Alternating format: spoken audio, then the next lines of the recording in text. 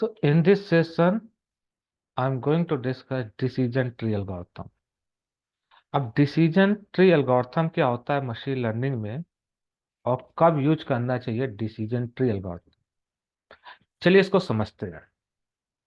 मान लीजिए आपको प्रेडिक्ट करना है, मान लीजिए आपको प्रेडिक्ट करना होम का प्राइस, किसी होम का प्राइस प्रेडिक्ट करना है। तो यहाँ पे क्या प्रेडिक्ट करना है? Home price.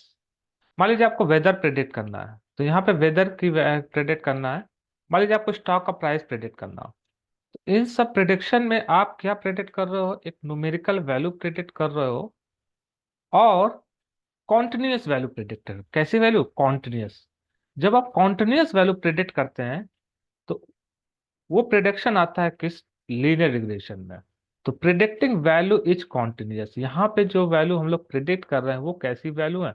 कॉन्टिन्यूअस वैल्यू है। और कॉन्टिन्यूअस प्रिडिक्टिंग किस में आता है? Linear regression. तो आपने लास्ट टाइम देखा था कि लीनियर रिग्रेशन की हेल्प से हम कॉन्टिन्यूअस वैल्यू को प्रिडिक्ट कर सकते हैं। कैसे प्रिडिक्ट कर सकते हैं वो भी हम लोग ने इम्प्लीमेंट किया था। लेकिन कभी कभी आपको इस तरह से प्रेडिक्ट करना, बताइए जो भी ईमेल आई है वो ईमेल इज स्पैम है और नॉट। यहाँ पे देखिए, इस ईमेल आपकी स्पैम हो सकती है और नहीं भी हो सकती है। यस या नो में आंसर होगा, ट्रू और फॉल्स में होगा। सिर्फ दो कैटेगरी यहाँ बन रही है। कितनी कैटेगरी? दो बाइनरी कैटेगरी, जिसका रिजल्ट या तो यस होगा या तो नो। या मान लीजिए हमें प्रेडिक्ट करना, will customer buy life insurance insurance or not. So इसका भी रिजल्ट कितनी कैटेगरी में है? दो कैटेगरी में बना, बाइनरी कैटेगरी बन रही है, जिसका रिजल्ट या तो यस होगा या तो नो। मतलब कस्टमर इंश्योरेंस लाइफ बाय कर सकता है, लाइफ इंश्योरेंस, और नहीं परचेज कर सकता है। इसकी भी रिजल्ट जो आ रहा है दो कैटेगरी में बिलोंग कर रहा है। तो इस तरह की जब वैल्यू को प्रेडिक्ट करना होता है, इसे बोलते हैं कैटेगरियल प्रेडिक्ट। या मान लीजिए आपको प्रेडिक्ट करना है विच पार्टी, मान लीजिए which party a person is going to vote for. तो मान लीजिए इलेक्शन पार्टी में एक डेमोक्रेटिक पार्टी है, डेमोक्रेटिक है, रिपब्लिकन पार्टी है,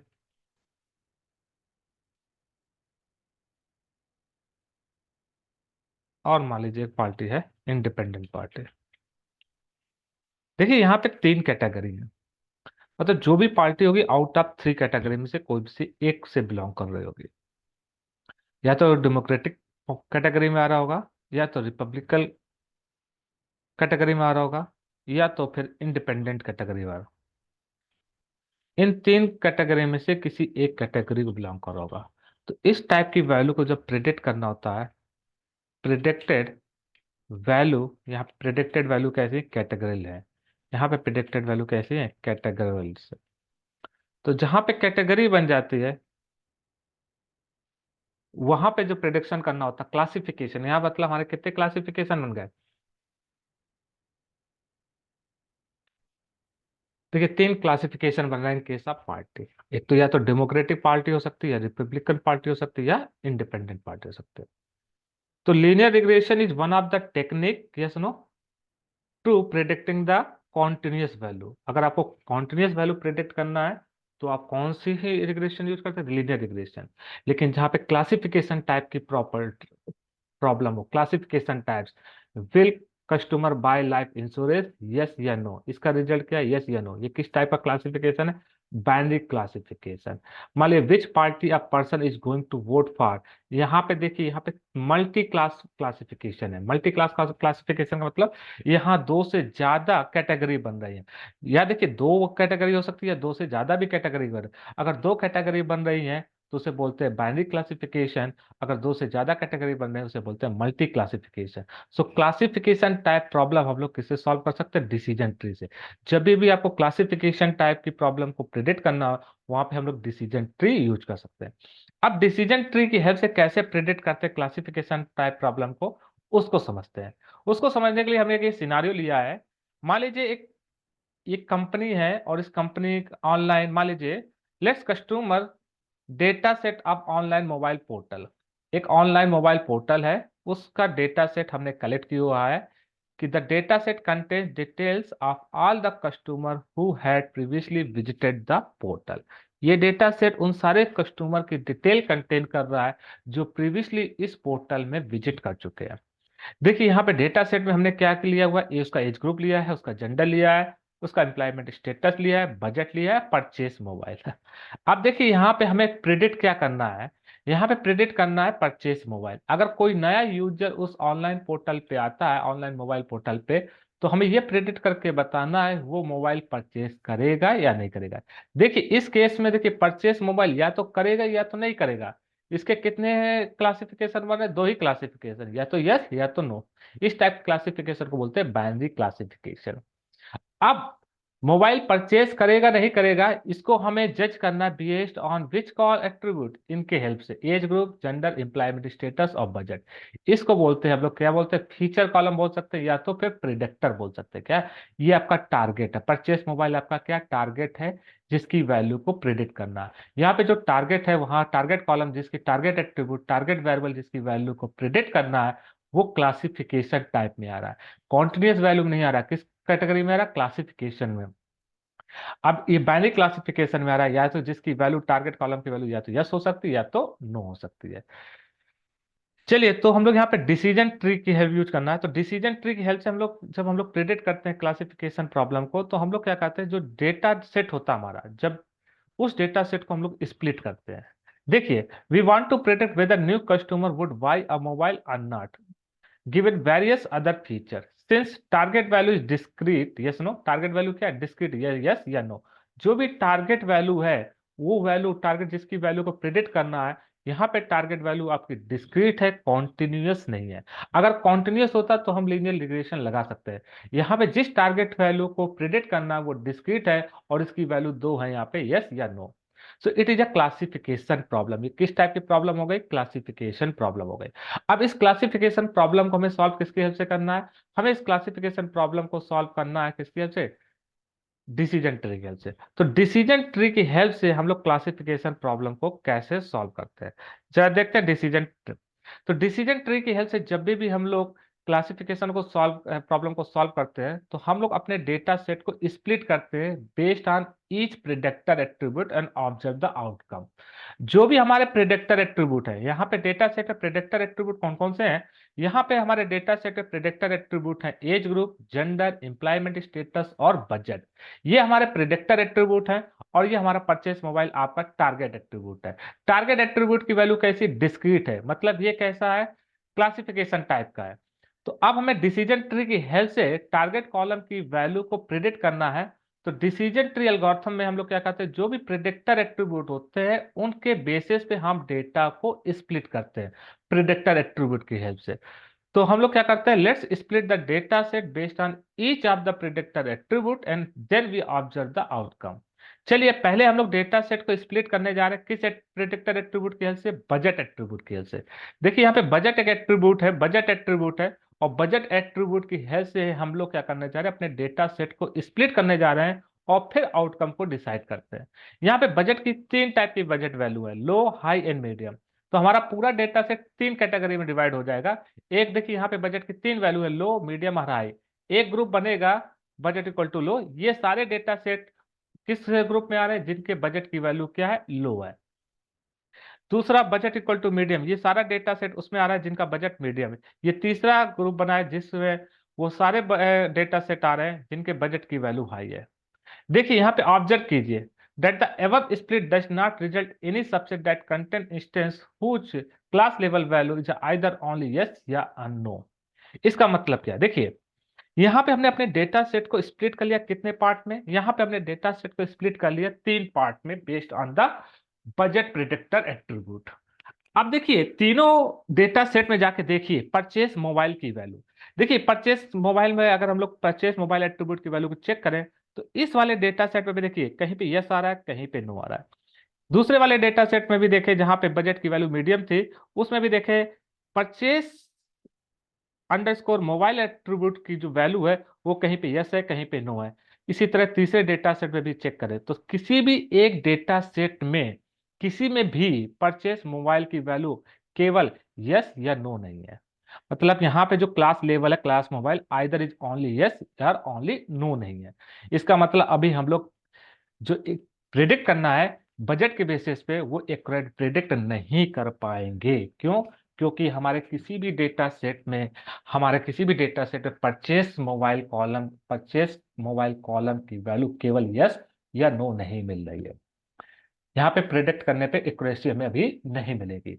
तो बजट के बेसिस पे हम जो अगर डिसाइड करने जा रहे हैं कि जो नया बंदा आएगा वो मोबाइल परचेस कर पाएगा कि नहीं कर पाएगा, वो हम एक्यूरेट प्रिडिक्ट नहीं कर सकते। तो फिर हम लोग दूसरा एट्रीब्यूट उठाते हैं, दूसरा प्रेडिक्टर एट्रीब्यूट उठाते हैं। यहाँ पे हमने दूसरा प्रेडिक्टर एट्रीब्यूट उठाया एम्प्लॉयमेंट स्टेटस। हमने क्या किया, let's now split the data set on the employment status. Employment status दो टाइप की वैल्यू कंटेन कर रहा है, यस या नो। अब हमने अपने डेटा सेट को किसके बेसिस पे स्प्लिट किया, एम्प्लॉयमेंट स्टेटस के बेसिस पे। देखिए इस डेटा सेट में देखिए दो डेटा सेट बने, एक एम्प्लॉयमेंट जिसका एम्प्लॉयमेंट स्टेटस यस है और दूसरा एम्प्लॉयमेंट जिसका स्टेटस नो है। इस पे परचेस मोबाइल कॉलम की वैल्यू देखें, अगर परचेस मोबाइल कॉलम की वैल्यू देखें, क्या सब में यस या नो में से एक आ रहा है? नहीं। इसमें भी देखिए कहीं पे यस कहीं पे नहीं, नो मिल रहा है। यहाँ पे भी देखें कभी यस कभी नो, दोनों मिल रहा है। मतलब उस परचेस मोबाइल एट्रीब्यूट की वैल्यू केवल यस या नो नहीं आ रहे। Even this it can be observe that this split does not reject any subset that contains instance of class level which is either yes or only. So again we can't form any rule with the just the employment status. इसका मतलब अभी भी हम लोग कोई भी rule नहीं बना सकते हैं केवल एम्प्लॉयमेंट स्टेटस के बिहाफ पे, जिससे हम लोग टारगेट वैल्यू को प्रिडिक्ट कर सकें। फिर से हम लोग डेटा को स्प्लिट करते हैं किसी दूसरे प्रिडिक्टर एट्रीब्यूट की हेल्प से। यहाँ पे हम लोग जेंडर की हेल्प से अब प्रिडिक्ट करते हैं। जेंडर की हेल्प से हम लोग स्प्लिट करते हैं, जेंडर आपका प्रिडिक्टर एट्रीब्यूट है और इस प्रिडिक्टर एट्रीब्यूट की हेल्प से डेटा सेट को स्प्लिट करते हैं। जेंडर में दो टाइप की वैल्यू है, मेल और फीमेल।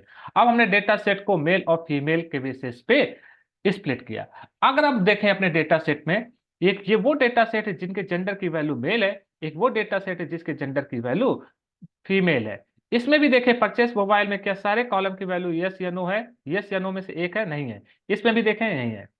तो we can observe that even this split does not reject any subset that contains instances which class level is either only yes और ओनली नो। तो फिर से हम लोग डेटा को क्या करते हैं, finally we split the data set again based on the age group. अब एज ग्रुप में देखिए तीन टाइप की वैल्यू आ रहे हैं, किसी की below the 30, 30 to 60 and above 60। जो एज ग्रुप है उसमें तीन टाइप की वैल्यू आ रहे हैं, बिलो द 30 आ रही है, 30 to 60 और अबव 60। अब हमने डेटा सेट को स्प्लिट किया है based on their age group. ये वो डेटा सेट है, ये वो डेटा सेट है जिसमें सारे डेटा होंगे जिनके एज बिलो 30 है। ये वो डेटा सेट ग्रुप है जिसमें एज की वैल्यू बिटवीन 30 to 60 है। और ये वो डेटा सेट है जिसमें एज ग्रुप की वैल्यू अबव 60 है। अगर अब इसमें देखिए अगर एज 30 to 60 के बिटवीन में, यहां देखिए इस वाले डेटा सेट ग्रुप में परचेस मोबाइल की वैल्यू क्या मिले, सारी वैल्यू क्या मिले, यस यस यस मिल रहे हैं। So from the above table, it is observed the data is split in one subset. The age group is 30 to 60, which contain instances belonging to a single class level yes. In other words, all the past customer of age group 30 to 60 has always purchased a mobile. इसका मतलब क्या हुआ कि आपके portal पे, online जो portal हमारा mobile portal है, उसमें जो भी बंदा आया प्रीवियसली जिसने विजिट किया, जिनकी एज 30 to 60 के बिटवीन में जिस पर्सन ने ग्रुप विजिट किया है, उस पर्सन ने जरूर मोबाइल परचेस किया है।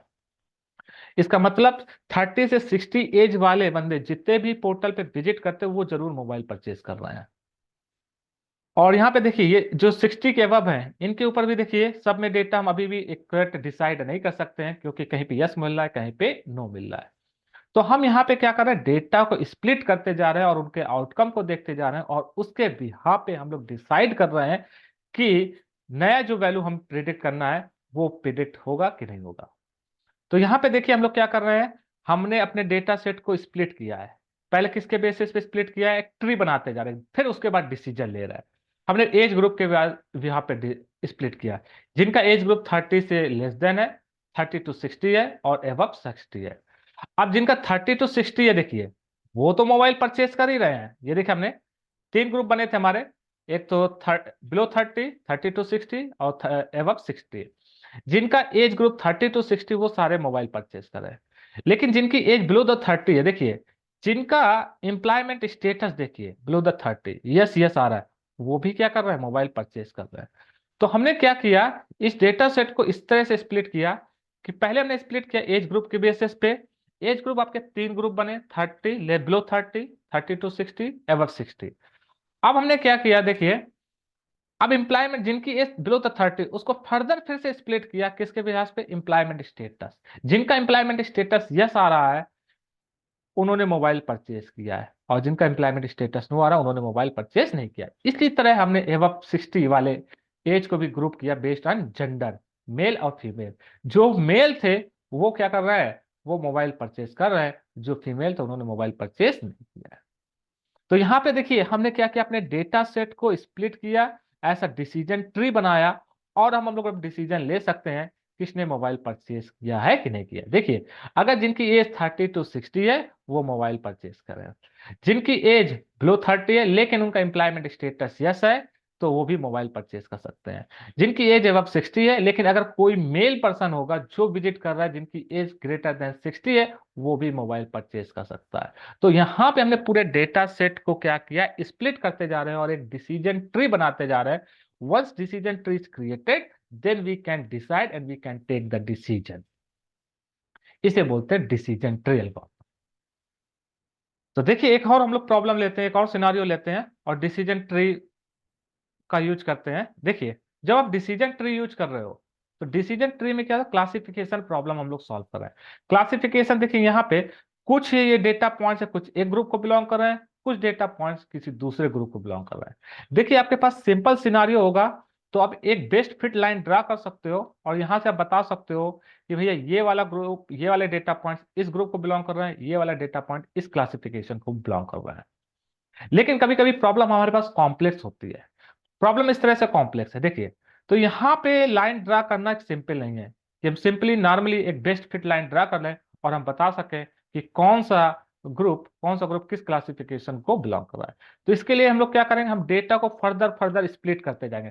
पहले हमने एक लाइन ड्रा की, फिर से एक लाइन ड्रा की, ऐसे हम लोग फर्दर स्प्लिट करते जाएंगे डेटा को और एक बेस्ट फिट लाइन ड्रा करते जाएंगे, और तब हम लोग जाके डिसाइड करेंगे which is the correct, which is not the correct. तो देखिए जब कॉम्प्लेक्स प्रॉब्लम होती है तो हम डेटा सेट को बार बार क्या करते जाते हैं, स्प्लिट करते जाते हैं।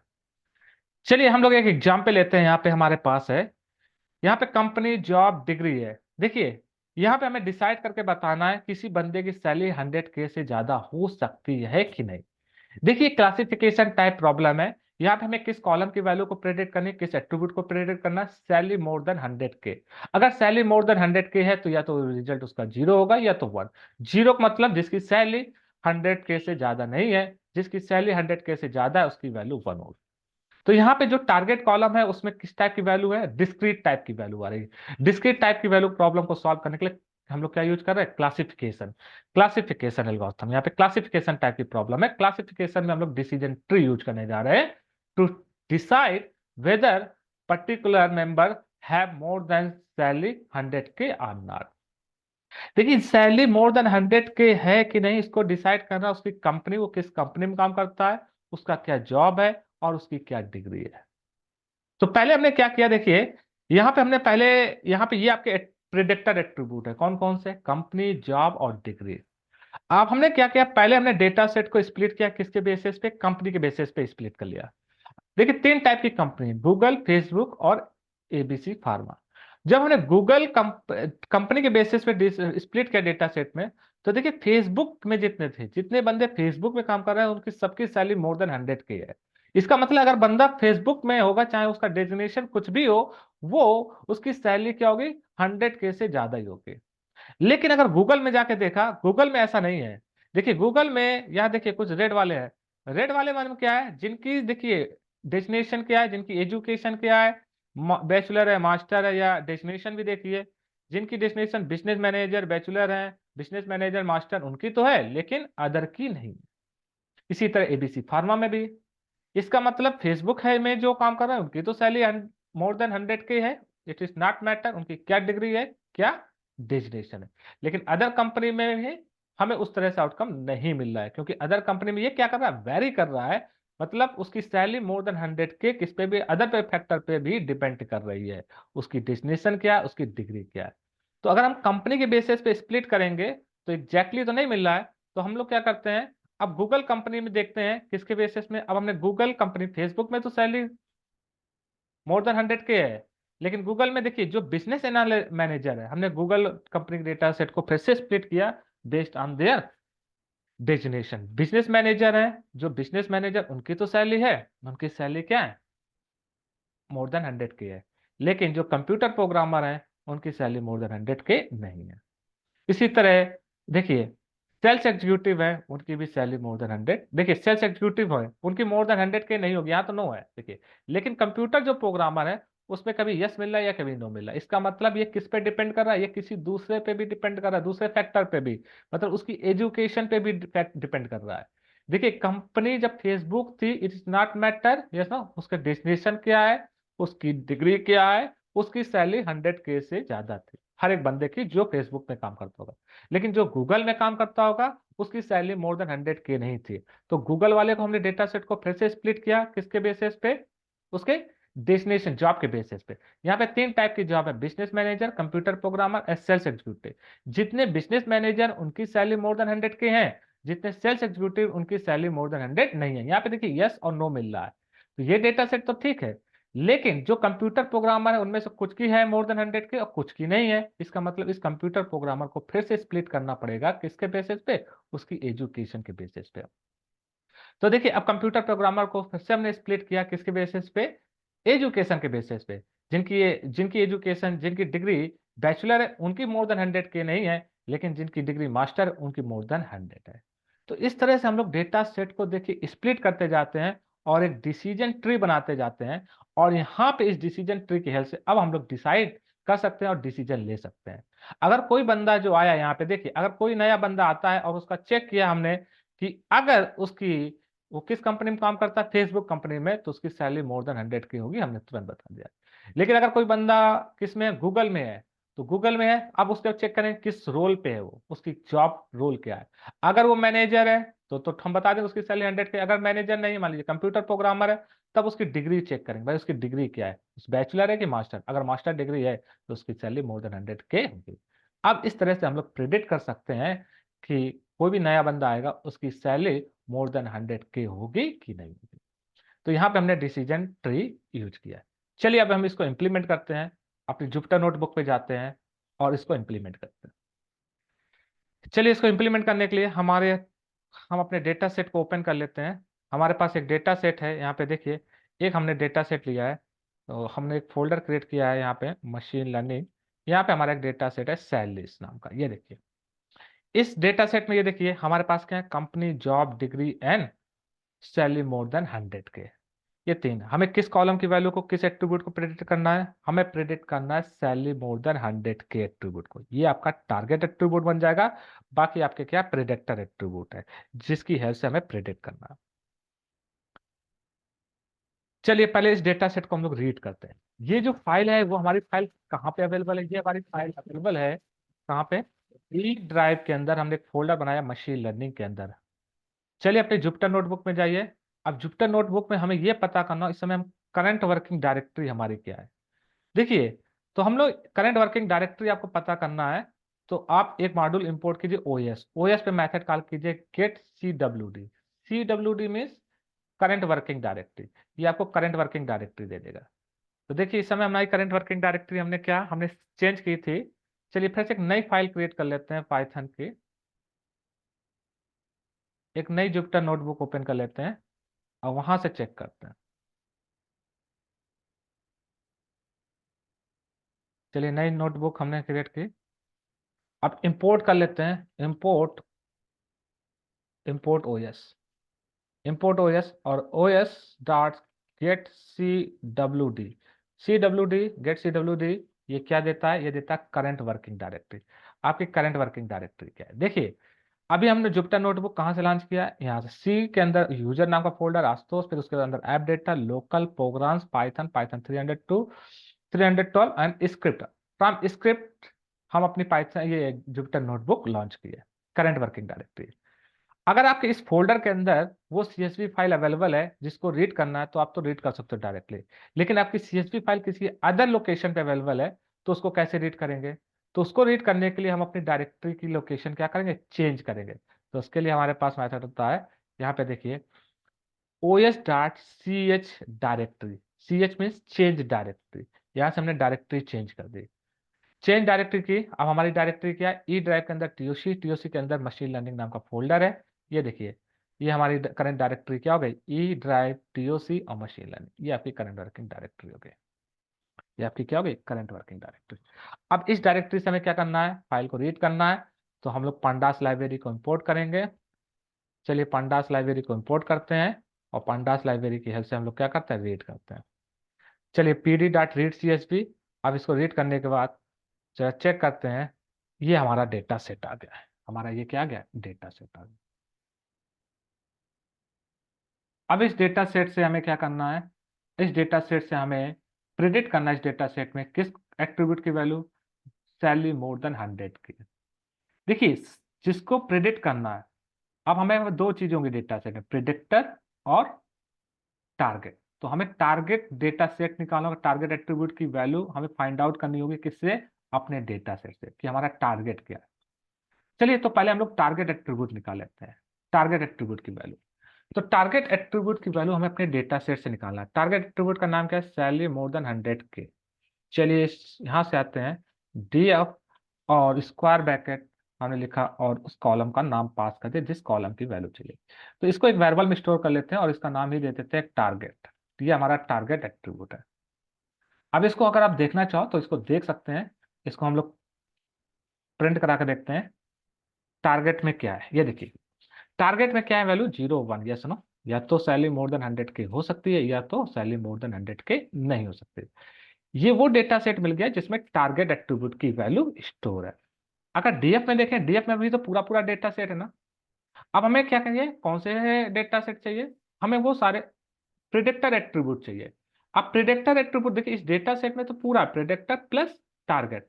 हमें क्या करना है, इस डेटा सेट से टारगेट हटा दो, तो सिर्फ क्या बचेगा, प्रिडिक्टर बचेगा।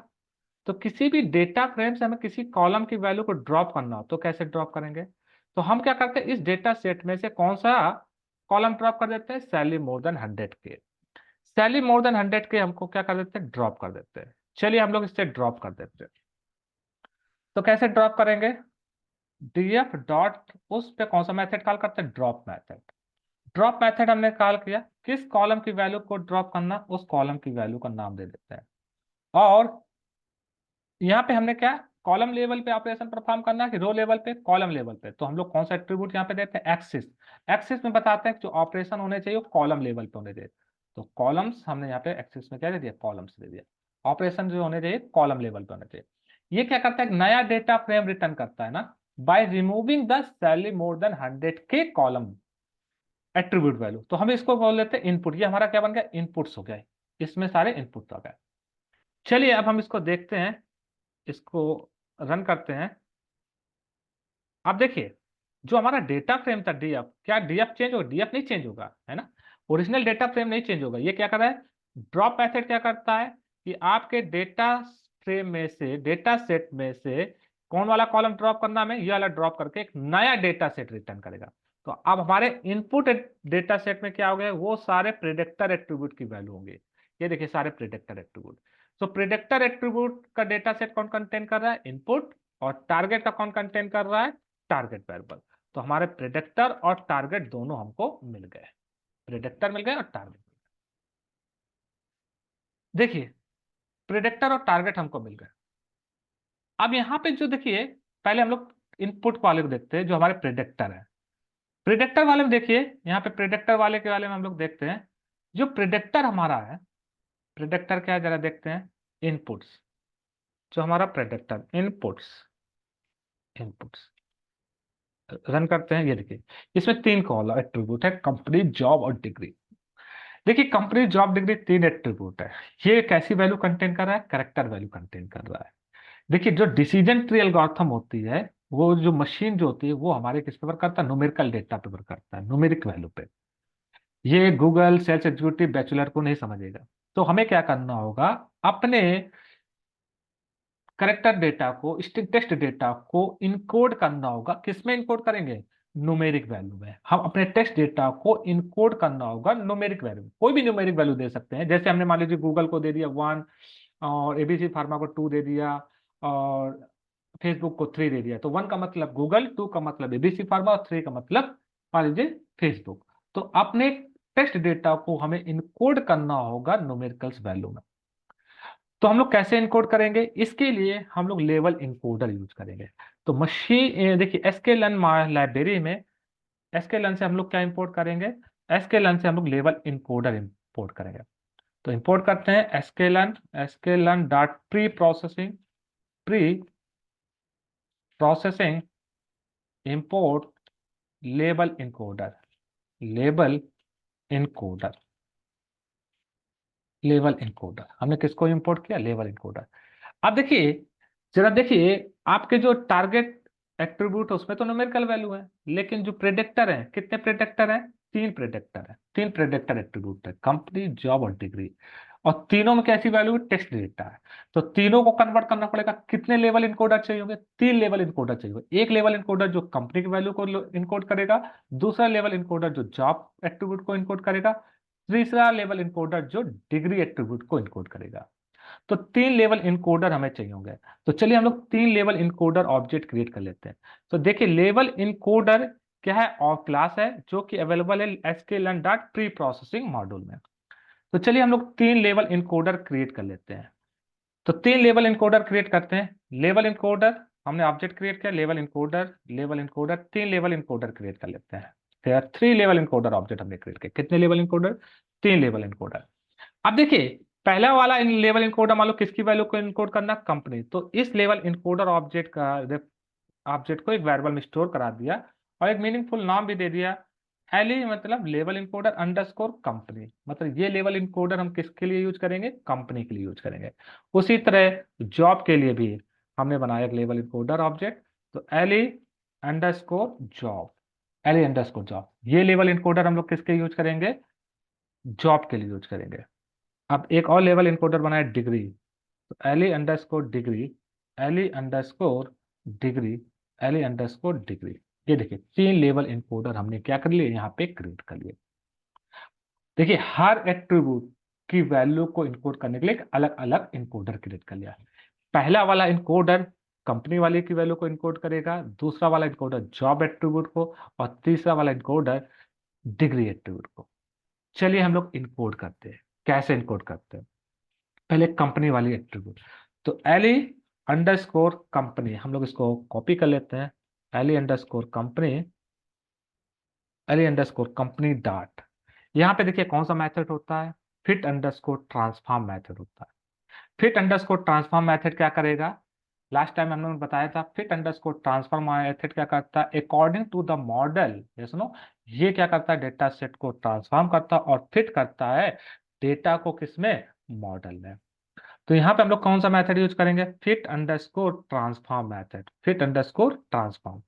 सो fit underscore transform, what is the purpose? This method use to fit the data into model and transform it into a form that is a more suitable for the model.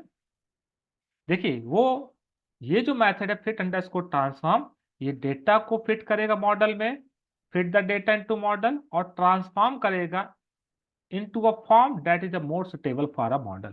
उस form में transform करेगा जो more suitable form होगी model के लिए। तो L E underscore company dot fit underscore transform, transform method हमने call किया। अब इसमें किसकी वैल्यू को ट्रांसफॉर्म करना है? देखिए, किसकी वैल्यू को? इनपुट डेटा सेट में जो कंपनी वाला है। तो इनपुट डेटा सेट से, ये इनपुट डेटा सेट है, इस इनपुट डेटा सेट से हमें किसकी वैल्यू फाइंड आउट करनी? कंपनी की। तो कैसे फाइंड आउट करेंगे? Fit transport input data set square bracket, और यहाँ पे उस कॉल एट्रीब्यूट का नाम दे दीजिए। किस एट्रीब्यूट का? कंपनी का। तो यहाँ पे आपको कंपनी एट्रीब्यूट की वैल्यू मिल गई। अब ये क्या करेगा? उसको ट्रांसफॉर्म करेगा, ट्रांसफॉर्म करके वैल्यू रिटर्न करेगा। चलिए इसको एक वेरिएबल में स्टोर करते हैं और चेक करते हैं। मान लीजिए अभी हमने वेरिएबल का नाम एबीसी दे दिया, और एबीसी वैल्यू को हम लोग पॉपुलेट करते हैं, रन करते हैं, चेक करते हैं पहले।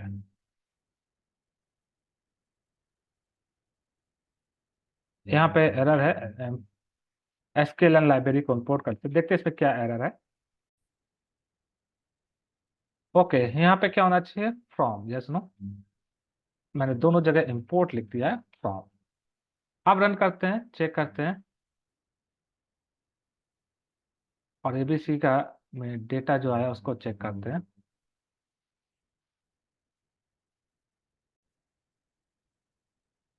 देखिए, ये आपका डेटा आ गया, अब ट्रांसफॉर्म हो गया। अब देखिए हमने किस कॉलम को ट्रांसफॉर्म किया था, कंपनी वाले एट्रीब्यूट को। जरा जाइए अपने डेटा सेट में, ये देखिए यहाँ पे कंपनी, कितनी टाइप की कंपनी वैल्यू है, तीन टाइप की, गूगल, एबीसी फार्मा और फेसबुक। ये देखिए इसने कितने टाइप में ट्रांसफॉर्म किस तरह से किया है, 2220011। इसका मतलब जहां पे टू आ रहा है वो कौन सी कंपनी है, गूगल को इसने ट्रांसफॉर्म किया है, किसमें इनकोड किया है, गूगल को इसने इनकोड किया है टू में। टू का मतलब गूगल, जीरो का मतलब एबीसी फार्मा, और वन का मतलब फेसबुक। देखिए जो कंपनी एट्रीब्यूट की वैल्यू थी, कंपनी एट्रीब्यूट की वैल्यू को हमने इनकोड कर लिया न्यूमेरिकल डेटा में। टू का मतलब गूगल, जीरो का मतलब एबीसी फार्मा, वन का मतलब फेसबुक। क्या ये चेंजेस हमारे इनपुट डेटा सेट में हुए हैं, ये चेंजेस हमारे इनपुट डेटा सेट में हुए हैं कि नहीं हुए? देखते हैं। इनपुट डेटा सेट जो हमारा था, इनपुट जो डेटा सेट था, क्या ये चेंजेस इनपुट डेटा सेट में हुए हैं? ये चेंजेस हमारे इनपुट डेटा सेट में नहीं हुए हैं। हम क्या करना चाहते हैं, अपने इस इनपुट डेटा सेट में ही एक नया कॉलम ऐड करना चाहते हैं। इस डेटा सेट में नया कॉलम ऐड करना चाहते हैं by adding this encoded value. ये जो इनकोडेड वैल्यू आए इनकी हेल्प से ही एक नया कॉलम ऐड करना चाहते हैं। तो कैसे ऐड करेंगे, देखिए इनपुट डेटा सेट में नया कॉलम ऐड करना है। तो यहाँ पे हमने लिखा इनपुट, इनपुट स्क्वायर ब्रैकेट, और यहाँ पे हमने उस कॉलम का एट्रीब्यूट का नाम लिख दिया जिस एट्रीब्यूट को ऐड करना है। मान लीजिए एक नया एट्रीब्यूट ऐड करना, कंपनी अंडरस्कोर एन नाम दे दिया उसको। देखिए कंपनी अंडरस्कोर एन नाम का कोई भी एट्रीब्यूट पहले से इनपुट डेटा सेट में नहीं है। अगर कंपनी अंडरस्कोर एन नाम का एट्रीब्यूट पहले से इस डेटा सेट में होता तो उस डेटा सेट की वैल्यू इससे अपडेट हो जाती। लेकिन इस नाम का कोई भी डेटा सेट नहीं है, तो क्या होगा, एक नया डेटा सेट क्रिएट करेगा, इससे एक नया एट्रीब्यूट ऐड करेगा इस डेटा सेट में। अब इनपुट वाले को देखते हैं, रन करते हैं, ये देखिए अब इनपुट डेटा सेट में नया एट्रीब्यूट ऐड हो गया, कंपनी अंडरस्कोर एन। ये जो एट्रीब्यूट है, ये जो कॉलम है, ये कॉलम जो कंटेन कर रहा है इनकोडेड वैल्यू कंटेन कर रहा है, किसके लिए, कंपनी के लिए। देखिए गूगल को इसने किसमें इनकोड किया है, टू में। गूगल को इनकोड किया है किसमें, टू में। यहाँ पे देखिए गूगल आपका इनकोड हो गया है पूरा किसमें, ये टू में। एबीसी फार्मा किसमें इनकोड हुआ, जीरो में। इसने इनकोड कर लिया है। इसी तरह हम लोग अब रिमेनिंग जॉब और डिग्री की वैल्यू को भी इनकोड करेंगे। तो जॉब और डिग्री को इनकोड करना है, इसी तरह हम लोग जॉब और इन, तो कुछ नहीं करना है, इसी को हम कॉपी पेस्ट करेंगे। इसको कॉपी पेस्ट कर लेते हैं, और इसी लाइन को कॉपी पेस्ट करके तीन बार, एक बार और पेस्ट कर लेते हैं। यहाँ पे देखिए अब यहाँ पे कौन सा इनकोडर यूज करेंगे, एली अंडरस्कोर जॉब। जॉब की वैल्यू को इनकोड करना है, तो हमने इनकोडर का नाम किया एली अंडरस्कोर जॉब।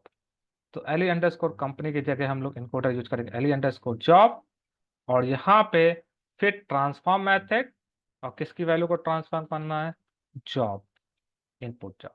अब इस तरह हम लोग किसकी डिग्री, कौन से एट्रीब्यूट की वैल्यू को ट्रांसफर इनकोड करना है, डिग्री। तो एली अंडरस्कोर कंपनी की जगह यहाँ पे कौन सा इनकोडर यूज करेंगे, एली अंडरस्कोर डिग्री। अब यहाँ पे डिग्री, यहाँ पे क्या पास करता है, डिग्री कॉल। अब देखिए यहाँ पे हमारा क्या है, ये डिग्री, तो इसका नाम देते थे डिग्री अंडरस्कोर एन। उसी तरह यहाँ पे क्या देते थे, जॉब अंडरस्कोर एन। तो देखिए हमने क्या किया, अपने डेटा सेट में तीन नए एट्रीब्यूट, तीन नए कॉलम ऐड कर दिए हैं। अब इस डेटा सेट को हम लोग डिस्प्ले करके देखते हैं, इनपुट्स डेटा सेट रन करते हैं। देखिए हमारे डेटा सेट में देखिए तीन नए एट्रीब्यूट ऐड हो गए, company underscore N, job underscore N, degree underscore N. Company underscore N किसके लिए इनकोडेड वैल्यू कंटेन कर रहा है, कंपनी कॉलम के लिए। जॉब अंडरस्कोर एन किसके लिए इनकोडेड वैल्यू कंटेन कर रहा है, जॉब कॉलम के लिए। एंड डिग्री अंडरस्कोर एन किसके लिए इनकोडेड वैल्यू कंटेन कर रहा है, डिग्री कॉलम के लिए। तो हमारे डेटा सेट में जो इनपुट डेटा सेट था उसमें जो टेक्स्ट डेटा था, इनपुट डेटा सेट में जो भी एट्रीब्यूट थे वो टेक्स्ट डेटा कंटेन कर रहे थे। उन सारे टेक्स्ट डेटा को हमने किस में कन्वर्ट कर लिया, न्यूमेरिकल डेटा में। अब हमें क्या करना है, अपने इनपुट डेटा सेट में से ये जो टेक्स्ट वाला डेटा सेट है, इसको टेक्स्ट वाले एट्रीब्यूट है इनको रिमूव करना है, ड्रॉप करना है। क्या करना है, ड्रॉप करना है। तो कैसे ड्रॉप करेंगे, तो हम लोग इस पे कौन सा मेथड कॉल करेंगे, ड्रॉप मेथड। ड्रॉप, अब किसको ड्रॉप करना है, जिन जिन कॉलम की वैल्यू को ड्रॉप करना है इस डेटा सेट में से वो पास कर दीजिए लिस्ट में। मान लीजिए हमें कौन कौन से ड्रॉप करना है, कंपनी को, हमें कंपनी वाले को ड्रॉप करना था, कामा। दूसरा किसको ड्रॉप करना है, जॉब वाले को, तो जॉब वाले को हमने पास कर दिया। और तीसरा किसको ड्रॉप करना है हमें, मान लीजिए तीसरा ड्रॉप करना है डिग्री वाले को, तो हमने डिग्री वाले को पास कर दिया। तो इन तीनों एट्रीब्यूट को हमें ड्रॉप करना है। तो ये ड्रॉप मेथड क्या करेगा, नया डेटा सेट रिटर्न करेगा by removing company job and degree in existing data set. So from existing data set, yes no, ये क्या करेगा, नया डेटा सेट रिटर्न करेगा by removing the company job and degree from the existing data set.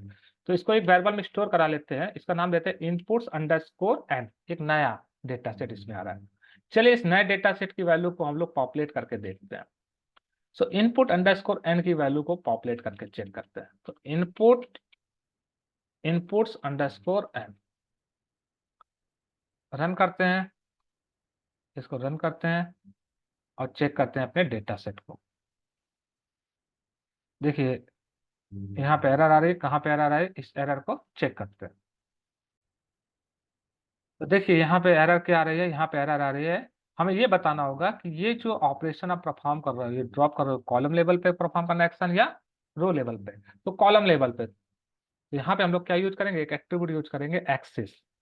Axis equal to उसकी value देंगे columns, axis equal to column. अब जरा run करते हैं, चेक करते हैं। ये देखिए अब हमें अब डेटा सेट मिल गया।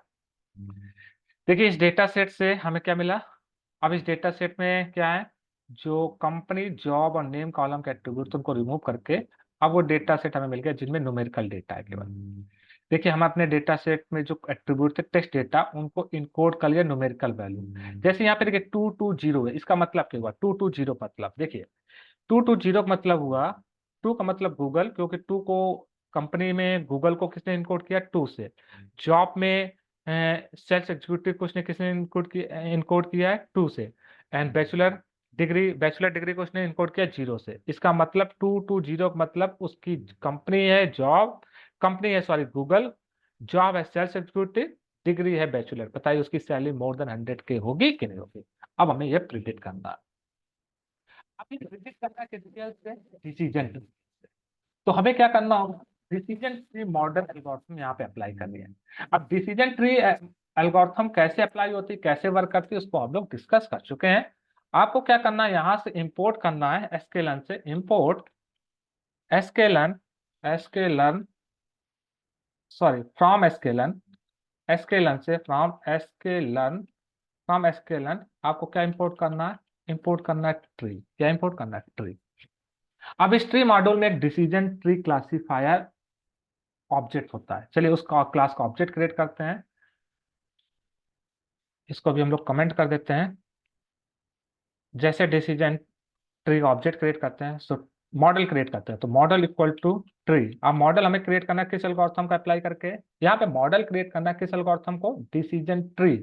तो ट्री के अंदर, ट्री मॉड्यूल के अंदर एक होता है decision tree classifier. So decision tree classifier, इसका ऑब्जेक्ट हमने क्रिएट किया, डिसीजन ट्री क्लासीफायर का हमने क्या किया, ऑब्जेक्ट क्रिएट किया। तो ये हमारा मॉडल क्या हो गया, हमारा मॉडल क्रिएट हो गया। अब जैसे मॉडल क्रिएट हो गया, अब इस मॉडल को क्या करना है, ट्रेन करना by fitting the target and predictor attribute.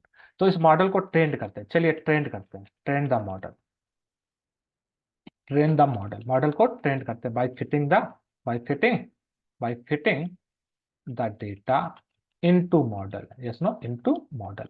चलिए हम अपने मॉडल को ट्रेन करते हैं। तो मॉडल को ट्रेन करने के लिए मॉडल पे कौन सा मेथड कॉल करेंगे, fit method, yes no. Fit करना है, किसको फिट करना है, प्रिडिक्टर किसमें है, इनपुट्स में, इनपुट्स अंडरस्कोर एन, ये प्रिडिक्टर। टारगेट किसमें है, टारगेट में, ये हमने पास कर दिया। अब हमारा मॉडल क्या हो जाएगा, अब हमारा मॉडल ट्रेंड हो जाएगा। जैसे हमने ये डेटा फिट किया है अपने मॉडल में, मॉडल हमारा ट्रेंड हो जाएगा इस डेटा से। तो यहाँ पे हमारे कमेंट के लिए हैश सिंबल यूज करते हैं। चलिए हैश लगा देते हैं और रन करते हैं। देखिए हमारा मॉडल क्या हो गया, हमारा मॉडल क्रिएट हो गया। ये देखिए डिसीजन ट्री क्लासीफायर क्रिएट हो गया, मॉडल हमारा ट्रेंड हो गया। जैसे मॉडल ट्रेंड हो गया है, अब इस मॉडल से आप प्रेडिक्ट कर सकते हो। अगर मॉडल की एक्यूरेसी चेक करनी है तो मॉडल पे कौन सा मेथड कॉल कर सकते हो, स्कोर मेथड कॉल कर सकते हो। देखिए जो मॉडल अपने आप को जिसने ट्रेंड किया है, किसकी हेल्प से, किस डेटा सेट की हेल्प से, inputs underscore and comma target. इससे देखिए मॉडल की एक्यूरेसी क्या है, स्कोर एट्रीब्यूट क्या, देखिए यहाँ पे स्कोर कितना आ रहा है, 1 आ रहा है। अगर 1 स्कोर मिल रहा है इसका मतलब मॉडल हमारा बहुत अच्छे से ट्रेंड हुआ है। कई केस में आपको हो सकता है आपका डेटा सेट जब बहुत कॉम्प्लेक्स हो तो उस केस में आपका जो स्कोर हो सकता है वो लेस देन 1 भी हो सकता है। उस केस में स्कोर लेस देन 1 भी हो सकता है। यहाँ पे हमारा मॉडल बहुत अच्छी तरह से ट्रेंड हुआ है। चलिए अब हम लोग प्रिडिक्ट करके देखते हैं कि ये हमारा जो मॉडल जो ट्रेंड हुआ वो सही प्रिडिक्ट कर पा रहा है कि नहीं कर पा रहा है। चलिए यहाँ पे हमारा डेटा पे हमारा जो इनपुट से, पहले इसको एक बार प्रिंट करा लेते हैं, इनपुट अंडरस्कोर एड की वैल्यू को प्रिडिक्ट कराते हैं। अब चलिए हम लोग प्रिडिक्ट करते हैं। क्या प्रिडिक्ट करना है आप देखिए। अब अपने डेटा सेट में देखिए आपको जो भी प्रिडिक्ट करना है, मान लीजिए हमने, आप अपना डेटा सेट चेक कीजिए, इस डेटा सेट में देखिए, मान लीजिए पहला वाला ही प्रेडिक्ट करना है। ऐसा बंदा है जिस जो गूगल पे काम करता है, सेल्स एग्जीक्यूटिव है, बैचलर डिग्री है, वो उसकी सैलरी मोर देन 100K होगी कि नहीं होगी। चलिए हम लोग इसको प्रेडिक्ट करके देखते हैं। गूगल को इसने किस में इनकोड किया, 2 में, और सेल्स एग्जीक्यूटिव को भी इसने किस में इनकोड किया, 2 में, और बैचलर डिग्री को इसने इनकोड किया 0 में। मास्टर डिग्री को 1 में इनकोड किया है। तो 2 2 0 पास करके देखते हैं पहले। चलिए हम लोग प्रेडिक्ट करते हैं यहाँ पे मॉडल पे। तो प्रेडिक्ट करने के लिए हम मॉडल पे कौन सा मेथड कॉल करते हैं, प्रेडिक्ट करने के लिए मॉडल पे हम लोग प्रेडिक्ट मेथड कॉल करते हैं। चलिए मॉडल पे हमने प्रेडिक्ट किया, मॉडल डॉट प्रेडिक्ट। अब इसमें हमने क्या किया, 2D अरे पास किया। अब इसमें हमने पास किया 2 2 0। इसका मतलब 2 2 0 का मतलब क्या हुआ, वो किस कंपनी में वर्क करता है, गूगल में, जॉब सेल्स एग्जीक्यूटिव है, डिग्री बैचलर है। तो बताइए उसकी सैलरी मोर देन 100K होगी कि नहीं होगी। रन किया तो देखिए इसने क्या दिया, एरे ऑफ 0। इसका 0 का मतलब उसकी सैलरी मोर देन 100K नहीं है। और कोई प्रेडिक्ट करके देख सकते हैं, देखिए मान लीजिए ये वाला हमें प्रेडिक्ट करना है, फेसबुक में है, मास्टर कंप्यूटर प्रोग्रामर है, और डिग्री क्या है, मास्टर है। अब यहाँ पे आप अपना डेटा सेट एक बार चेक कर लेते हैं, इनपुट अंडरस्कोर एन को हम चेक करते हैं, या फिर आप इनपुट वाला ही चेक कर लीजिए, इनपुट्स वाला है यहाँ पे देखिए। क्या चेक करना है आपको, ये जो अगर फेसबुक में कवर करता है, कंप्यूटर प्रोग्रामर और मास्टर है, इसका मतलब 1 1 1 1 हम पास करते हैं। क्या पास करते हैं, 1 1 1। तो 1 1 1 पास करते हैं। यहाँ पे हमने पास किया 1 1 एंड 1। इसका मतलब क्या हुआ, इसका मतलब ये हुआ कि जो नया बंदा है वो किस में वर्क कर रहा है, फेसबुक में, कंप्यूटर प्रोग्रामर है, डिग्री उसकी मास्टर डिग्री है। अब ये हमें बताना है कि उसकी सैलरी मोर देन 100K होगी कि नहीं होगी, ये हमें प्रेडिक्ट करके बताना है। चलिए इसको प्रेडिक्ट करके बताते हैं, उसकी सैलरी मोर देन 100K होगी कि नहीं। रन किया, देखिए इसकी सैलरी क्या आ रही है, मोर देन 100K आ रही है। आप ये चेक भी कर सकते हो उसकी सैलरी मोर देन 100K है कि नहीं। अपने डेटा सेट में जाके चेक कर सकते हो उसकी सैलरी मोर देन 100K है कि नहीं। आप अपने डेटा सेट में जाके चेक कर सकते हो उसकी सैलरी मोर देन 100K है। ये देखिए इसमें क्या मिला, मोर देन 100K में 1 मिल रहा है। तो यहाँ पे भी देखिए आपको क्या मिला, यहाँ पे भी आपको क्या मिला, 1 मिला है। इसका मतलब उसकी सैलरी मोर देन 100K है। ये देखिए 1 मिला। अब देखिए डिसीजन ट्री एल्गोरिथम की हेल्प से हम लोग यहाँ पे प्रिडिक्ट कर पा रहे हैं। डिसीजन ट्री जो होता है वो हेल्प करता है प्रिडिक्ट करने में, किस टाइप की प्रिडिक्शन में, क्लासिफिकेशन प्रिडिक्शन को। जब भी हमें क्लासिफिकेशन प्रिडिक्शन करना हो तो वहां पे हम लोग डिसीजन ट्री भी यूज कर सकते हैं। डिसीजन ट्री कैसे वर्क करता है ये हम लोग ने देखा। वो डेटा सेट को बार बार स्प्लिट करता जाता है और एक डिसीजन ट्री बना लेता है, और उसके बिहाफ पे डिसीजन लेके आपको आउटकम प्रोड्यूस करता है। तो आई होप आपको यहाँ पे समझ में आ गया होगा what is a decision tree algorithm. Thank you.